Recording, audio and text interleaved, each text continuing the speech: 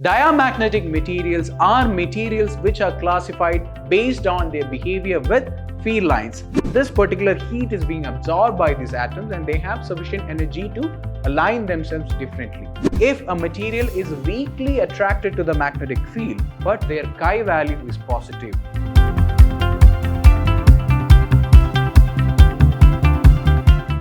hey all, I am Hari Krishnan from the Department of Physics, Vidhyaashram PU College, the Temple of Excellence, and we were dealing with magnetism and its effects around its matter. So let's continue on to that topic and see what is magnetism holding for us today. Magnetic properties of materials. So we do know that magnetic properties of materials vary depending on the material we are using. That is, if I have a bar magnet like this, that is, if I have a bar magnet and if I bring in, let's say this is a piece of wood.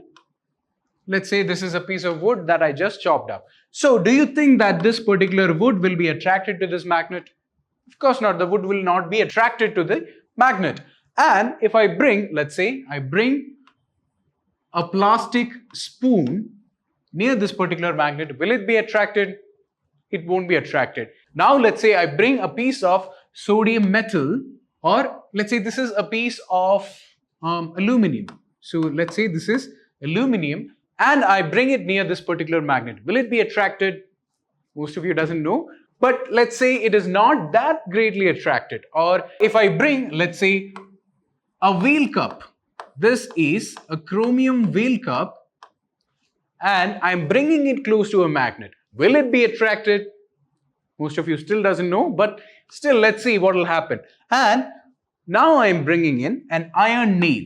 So this is an iron nail, and now we definitely know that the iron nail will be attracted to this particular magnet. So certain materials in nature is attracted towards a magnet, or the magnet attracts that particular material, and certain other materials are not being attracted by a magnet. So why is this change happening? So why is this particular behavior being exhibited by a magnet and this particular materials?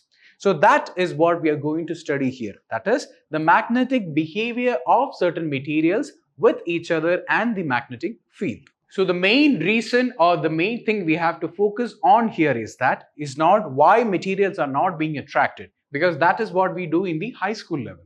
Now since we are in PU, we will be dealing with the magnetic fields. That is the magnetic field lines coming out of this particular magnet, how it interacts with the certain objects or the certain atoms, domains and magnetic dipoles inside that particular materials, how they interact and behave towards the magnetic materials or magnetic field lines. That is what we will be focusing on, and based on that we will be classifying these objects into several categories.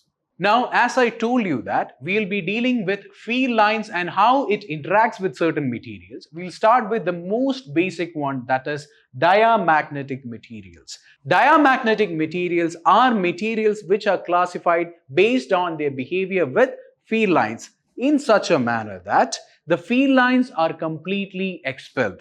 That is, if I say this is a uniform field like this, and if I place a diamagnetic material,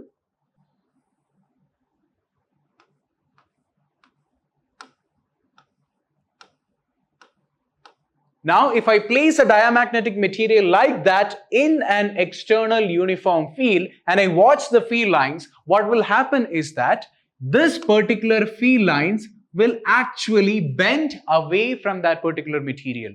It is so disgusted that it won't even enter that particular material. The field lines coming from a distance is bent and repelled away from the diamagnetic material.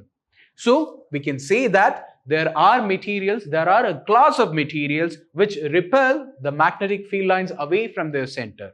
That is, if any object is placed in a uniform magnetic field and it moves from the stronger part of the field to the weaker part of the field, then those materials are known as diamagnetic materials. Or simply we can say that diamagnetic materials are materials which expel the field lines out of them. That is, they expel the field lines out of their center and they do not participate in anything magnetic. To make it more clearer, I can clearly say that if I bring a magnet near a diamagnetic material, then that is, if I bring a magnet like this near a diamagnetic material, let's say this is a diamagnetic material. This is a diamagnetic material which is circular in shape. So if I bring a magnet near this particular diamagnetic material, what will happen?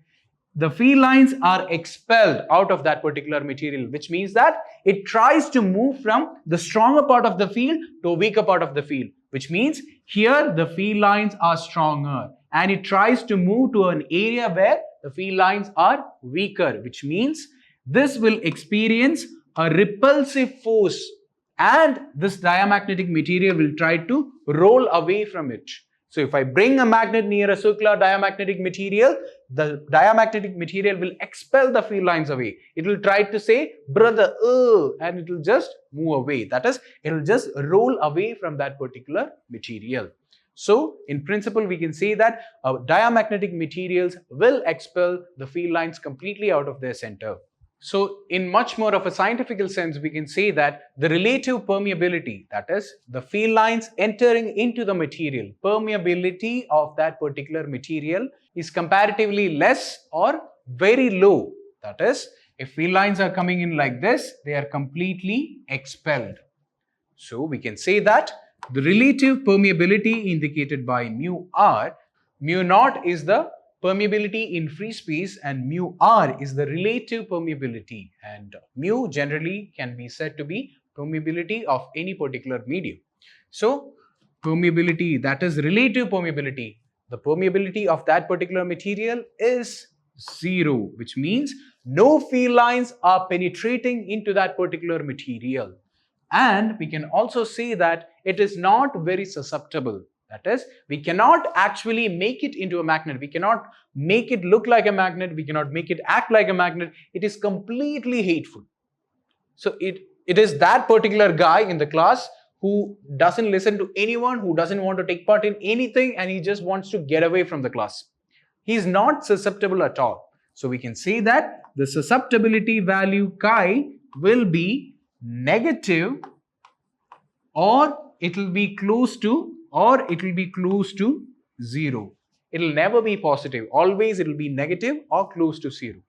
And the examples for diamagnetic materials are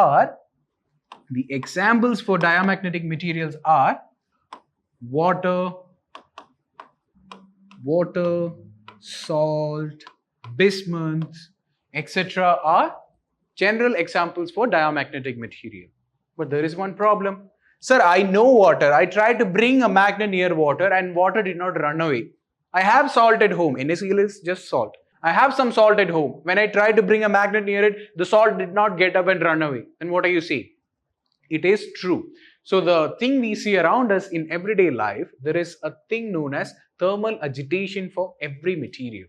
If this is a particular diamagnetic material, then this type of perfect diamagnetism, that is, every field line is being expelled out of its center. That is only being expected when the temperature is very low. That is, in actual conditions, in actual room conditions, the temperature has sufficient value that it supplies heat to that particular object. And we know that everything is made up of atoms, electrons, and whatnot. So when these particular atoms get this particular heat energy, there is something known as thermal agitation.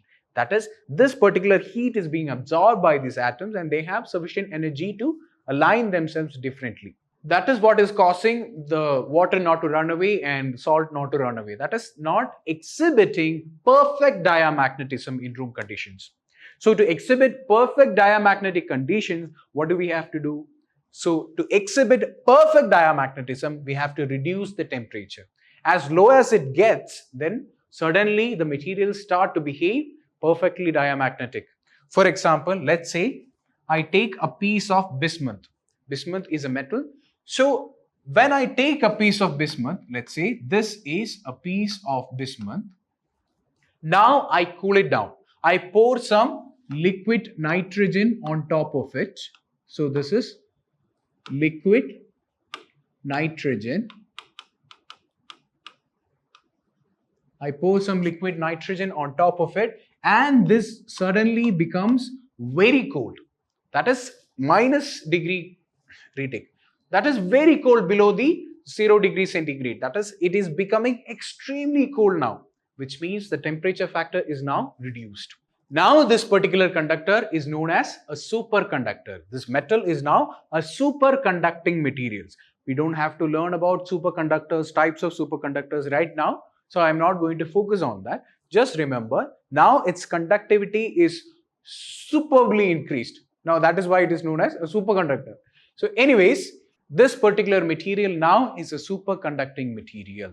Now, these particular superconducting materials at very low temperatures exhibit perfect diamagnetism. So, if I place a magnet like this just below this, then it will refuse to stick on to this particular magnet. Obviously, assuming it is a metal and it will be sticking onto the magnet, no. Under normal circumstances, we can say that this particular metal will be on top of this particular magnet. It won't be repelled away because due to thermal agitation, it is not completely expelled. It is not completely expelling the field lines. But in this particular case, when it is super cooled, it is behaving like a superconducting material, which means it is exhibiting perfect diamagnetism. Field lines are completely expelled, which means this will actually now float. It will float on top of that particular magnet, which means if I make a track of magnets like this, this particular material will be floating on top of that particular track because it is exhibiting perfect diamagnetism. And if I give it a gentle push, this will actually move really fast because there is no friction to resist it. Only air resistance is there because there is no contact, there is no friction to oppose it, which means I have a track in which it can move frictionless very fast. This particular principle is being exhibited in terms of magnetic levitation trains. Yeah, you have trains which actually float. In Japan and in other developed countries, they have what is known as maglev trains. Trains which operate using this particular principle. That is, there they switch the polarity so that the train can go really fast, but the principle is basically same. If I have a track like this and I have a diamagnetic material like this, it will experience almost zero friction, which means it can actually speed through this particular track. Remember, as it cools down, that is, as it gets warmer, it will lose that superconducting property and it will just fall down onto the track. But as long as it is behaving like a superconductor, as long as the temperature is really low, it can produce perfect diamagnetism or diamagnetic effects. So that is why in room conditions, water, NaCl and bismuth, nothing will behave like perfect diamagnetic materials because it is not actually possible in room conditions. But as the temperature decreases, then they will start to produce or exhibit perfect diamagnetic conditions. And if this is the condition, that is perfect diamagnetism is exhibited, then the chi value will be negative. Otherwise, if it is in the room conditions, we can say that it will be closer to zero. It will be never positive, it will be closer to zero. That is the difference between a diamagnetic material under normal circumstances and when it is supercooled. So generally, to study diamagnetism, we can use this particular table. This particular table will be enough along with a definition to explain what is diamagnetism for you. That is, diamagnetic materials have a chi value which is closer to negative or less than 0, but it will never be positive. So when it is perfectly diamagnetic, it will be -1. But in actual conditions, it will be more closer to 0, but never positive. And the relative permeability also, when it is perfectly diamagnetic, it will be equal to 0, but otherwise it will be less than 1, never above 1. And the chi value is the factor which determines if any material is magnetic or not. And if it is negative, it can never be magnetic.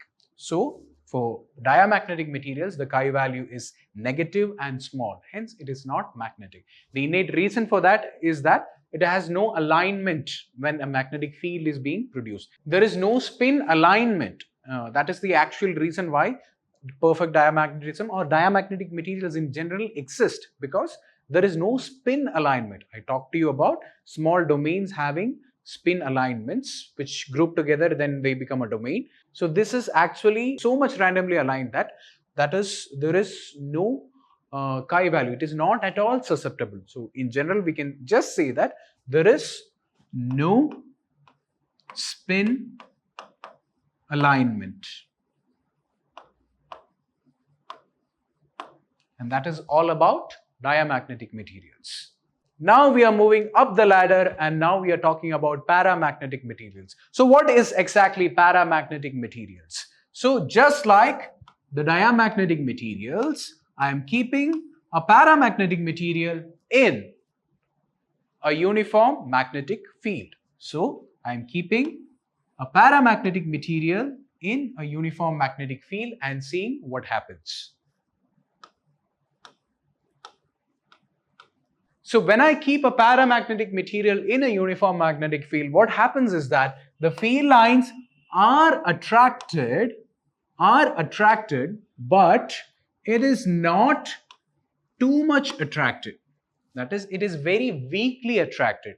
If there are 4 field lines or 3 field lines, maybe 1 or 2 are attracted towards the center. The attraction is still towards the center, not outside like the diamagnetic material, but it is quite weak.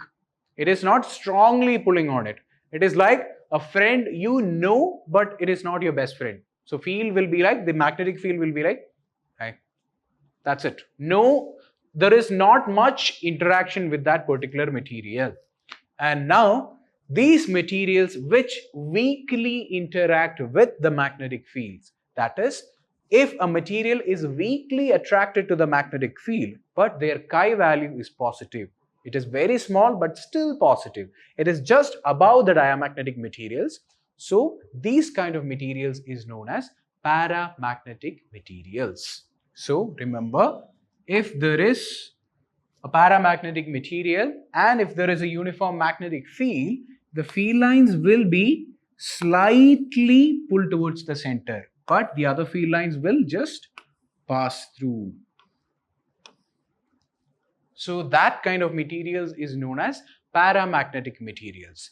And just like for diamagnetic materials, we have to know what is the chi value and relative permeability for these materials also.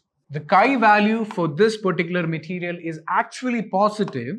It is positive, but it is very close to 0 again. It is not very high. It is positive, but it is very small. It is positive, but it is very small, which means that it interacts weakly with the magnetic field, or we can simply say that it is weakly attracted by a magnetic field. So we can clearly say that it is weakly attracted by a magnetic field. Now the next factor is that relative permeability, how much the field lines are penetrating. Compared to the diamagnetic materials, penetration is there, but it is not like it is really high. It is just a weak interaction. So we can say that mu r is actually higher compared to a diamagnetic material, but it is still in the weaker section. So the relative permeability is low but still exists. And the reason why the magnetic field lines are weakly attracted towards the center is because I told you there is no spin alignment in diamagnetic materials. Here there is spin alignment, but the problem is that they are slightly randomly oriented, which means most of the field lines cancel each other out. I told you when everything is aligned in the same direction, then there will be net magnetic dipole moment. But if some of the fields are randomly aligned, then what happens? Most of the field lines cancel out, which means the net effect is not experienced as such. So in this particular paramagnetic material, the alignment of these dipoles is in such a manner that they are slightly randomly oriented.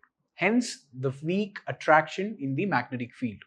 And the examples for this particular paramagnetic materials are, if you have noticed, aluminum, chromium,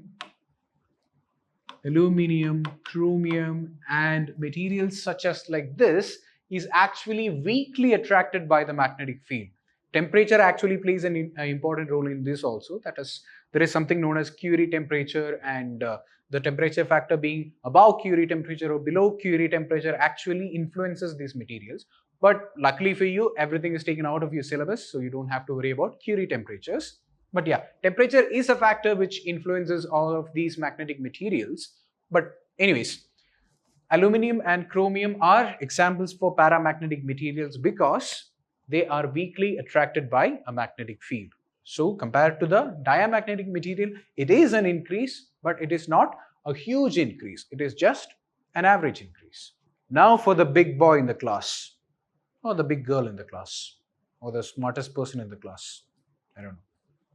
That is the most magnetized or highly influenced by a magnetic field. The material which can be highly influenced by a magnetic field, that is ferromagnetic materials. There is also a class known as ferrimagnetic materials, but for you there is only ferromagnetic materials. That is, if I place a magnet here and keep any object, if I keep any object, let's say this is an iron rod. So if I keep an iron rod here,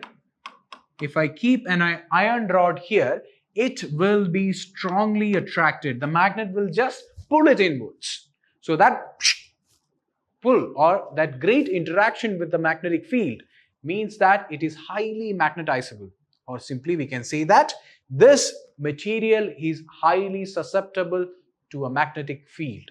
And that type of material, that type of ferrous materials is known as ferromagnetic materials. So again, we will consider a uniform magnetic field, and then we'll place a ferromagnetic material right in the middle then. So when we place a ferromagnetic material in a uniform magnetic field, what will happen?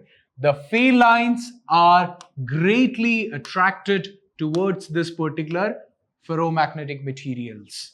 That is, in paramagnetic materials also, the field lines were attracted towards the center but weakly. For this particular field, let's say this field is a person and walks in ferromagnetic material. The field sees the ferromagnetic material as his best friend, which means that this particular ferromagnetic material interacts with the field like a celebrity. Everything is being attracted towards the center. The field lines are being pulled towards the center. That force is being experienced. So which means that it is highly susceptible. That is, it is heavily magnetized in the presence of a magnetic field, and the mu value or relative permeability is very high. That is, all the field lines are attracted towards the center. So mu r is very high.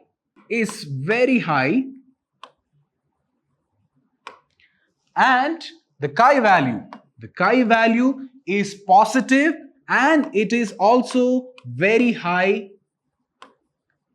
It is also very high, and it is positive. It is greater than 1, which means if the chi value increases, it is more susceptible, and if mu r value increases, it is highly penetrating the magnetic field around it, which makes it highly magnetizable or highly magnetized. The reason for this high magnetization, as I told you before, is because of the alignment of the domains.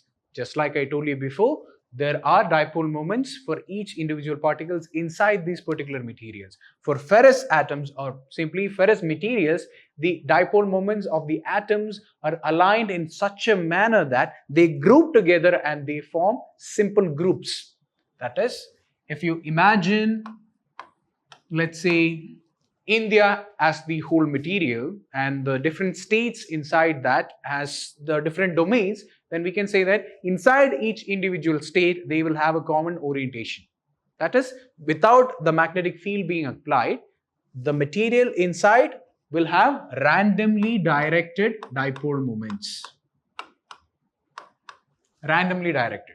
So when there is no crisis and nothing is happening, when everyone is lazy, every state inside India will have a common orientation. Karnataka will say that, okay, I have a particular orientation. This is how I think, this is how I behave. Kerala will say, this is how I behave, this is how I react. Tamil Nadu will say, okay, this is how I behave, this is how I react. Delhi will say it some other way. Bihar will say it some other way. So everyone is randomly oriented. But when an external field is applied, when a tension arises, when India is at war, Do we say that, okay, I am in this state, I won't go to work? No. If you are a ferrous magnetic material, if you are highly susceptible, you will say that, okay, I need to orient towards the common goal of the country. Then we will all stand in a common direction. So when an external field is applied, all these different domains, which is slightly randomly oriented, in the presence of a field, it will commonly have a direction. It will all point towards one particular direction. That is the direction of the field.